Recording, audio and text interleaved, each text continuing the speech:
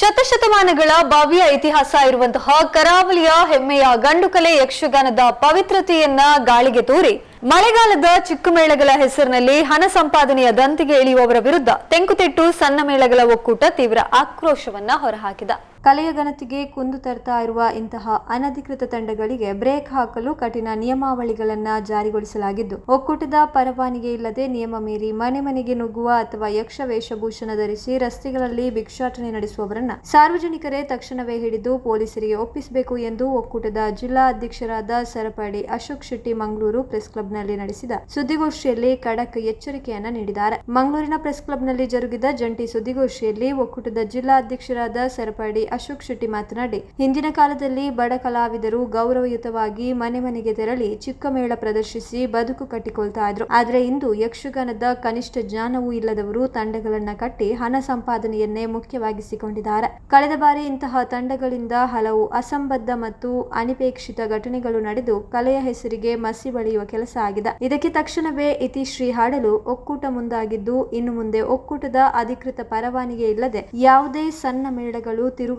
ನಡೆಸುವಂತಿಲ್ಲ. ಸಾರ್ವಜನಿಕರು ಇಂತಹ ಅನಧಿಕೃತ ತಂಡಗಳಿಗೆ ಯಾವುದೇ ಕಾರಣಕ್ಕೂ ಆಸ್ಪದ ನೀಡಬಾರದು ಎಂದು ಖಡಕ್ ಆಗಿ ತಿಳಿಸಲಾಗಿದೆ ಎಂದರು. ಮೇಳಗಳ ಸಂಚಾರದ ನೆಪದಲ್ಲಿ ಸಾರ್ವಜನಿಕರಿಗೆ ಕಿರಿಕಿರಿ ಉಂಟು ಮಾಡುವುದನ್ನು ಒಕ್ಕೂಟ ಗಂಭೀರವಾಗಿ ಪರಿಗಣಿಸಿದೆ. ಮೇಳಗಳ ಪ್ರದರ್ಶನ ಸಮಯವನ್ನ ಸಂಜೆ 6ರಿಂದ ರಾತ್ರಿ 10:30 ಗಂಟೆಗೆ ಮಾತ್ರ ನಿಗದಿಪಡಿಸಲಾಗಿದೆ. ಈ ಕಾಲಮಿತಿಯನ್ನ ಮೀರಿ ಯಾವ ತಂಡ ಕೂಡ ಸಾರ್ವಜನಿಕರ ಮನೆ ಬಾಗಿಲಿಗೆ ಹೋಗುವಂತಿಲ್ಲ. ಅಷ್ಟೇ ಅಲ್ಲದೆ ಒಂದೇ ಊರಿನಲ್ಲಿ ಒಂದಕ್ಕಿಂತ ಹೆಚ್ಚು ಮೇಳಗಳು ನುಗ್ಗಿ ಜನರನ್ನ ಪೀಡಿಸುವುದಕ್ಕೂ ಬ್ರೇಕ್ ಹಾಕಲಾಗಿದೆ. ನಿಯಮ ಉಲ್ಲಂಘಿಸುವ ಅಥವಾ ಸಾರ್ವಜನಿಕರೊಂದಿಗೆ ಅಸಭ್ಯವಾಗಿ ವರ್ತಿಸುವ ತಂಡಗಳ ವಿರುದ್ಧ ಕಲಾಭಿಮಾನಿಗಳು ನೇರವಾಗಿ ಒಕ್ಕೂಟಕ್ಕೆ ದೂರು ನೀಡಬಹುದು ಎಂದು ಎಚ್ಚರಿಸಲಾಗಿದೆ. ಹಿಂದೂ ಹಬ್ಬಗಳಾದ ನವರಾತ್ರಿ, ದಸರಾ, ಗಣೇಶೋತ್ಸವ ಹಾಗೂ ಕೃಷ್ಣಾಷ್ಟಮಿಗಳ ಸಂದರ್ಭದಲ್ಲಿ ಯಕ್ಷಗಾನದ ಪವಿತ್ರ ವೇಷಭೂಷಣಗಳನ್ನು ಧರಿಸಿ ರಸ್ತೆ, ಅಂಗಡಿ, ಮುಂಗಟ್ಟುಗಳಲ್ಲಿ ಭಿಕ್ಷಾಟನೆ ಮಾಡುವುದನ್ನು ಒಕ್ಕೂಟವು ಸಂಪೂರ್ಣವಾಗಿ ನಿಷೇಧಿಸಿದೆ. ಕಲೆಯ ಗೌರವವನ್ನ ಹರಾಜು ಹಾಕುವ ಇಂತಹ ಕೃತ್ಯಗಳ ವಿರುದ್ಧ ಜಿಲ್ಲಾಡಳಿತ ಹಾಗೂ ಪೊಲೀಸ್ ಇಲಾಖೆ ಕಠಿಣ ಕ್ರಮ ಕೈಗೊಳ್ಳಬೇಕು ಎಂದು ಆಗ್ರಹಿಸಲಾಗಿದೆ. ಒಂದು ವೇಳೆ ರಸ್ತೆಗಳಲ್ಲಿ ಯಕ್ಷ ವೇಷಧಾರಿಗಳು ಭಿಕ್ಷೆ ಬೇಡುವುದು ಕಂಡು ಬಂದಲ್ಲಿ ಸಾರ್ವಜನಿಕರೇ ಅವರನ್ನು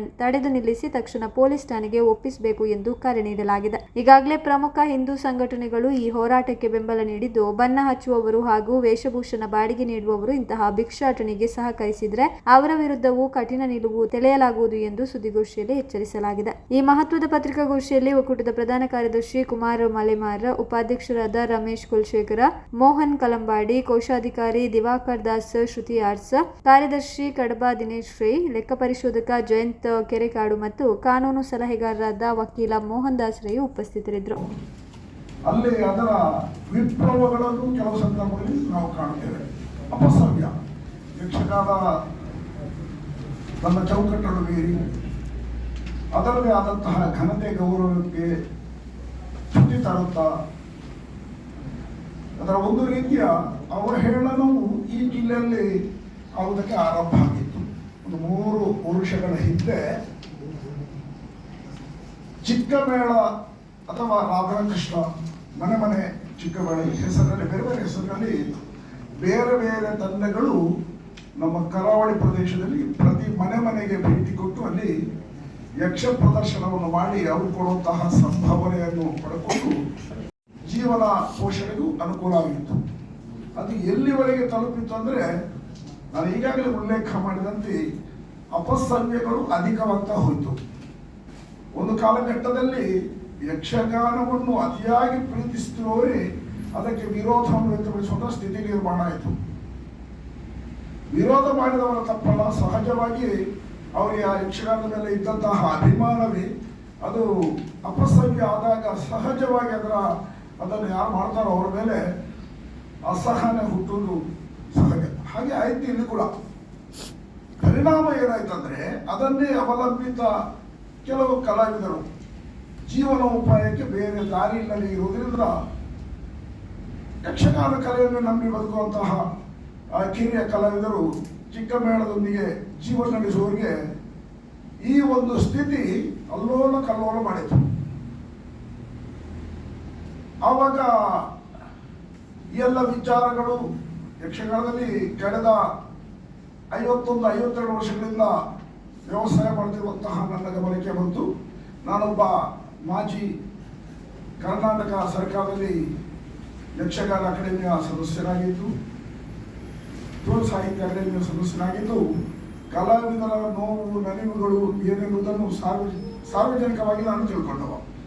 ಹಾಗಾಗಿ ನನ್ನಲ್ಲಿ ಈ ವಿಚಾರವಾಗಿ ಮಾತಾಡಿದಾಗ ನಾನು ಹೇಳಿದೊಮ್ಮೆ ಎಲ್ಲ ಚಿಕ್ಕ ಮೇಳಗಳ ತಂಡದವನ್ನು ನಮ್ಮ ಒಟ್ಟುಗೂಡಿಸುವ, ಅಲ್ಲಿ ಪರಸ್ಪರ ಚರ್ಚೆ ಮಾಡೋಣ.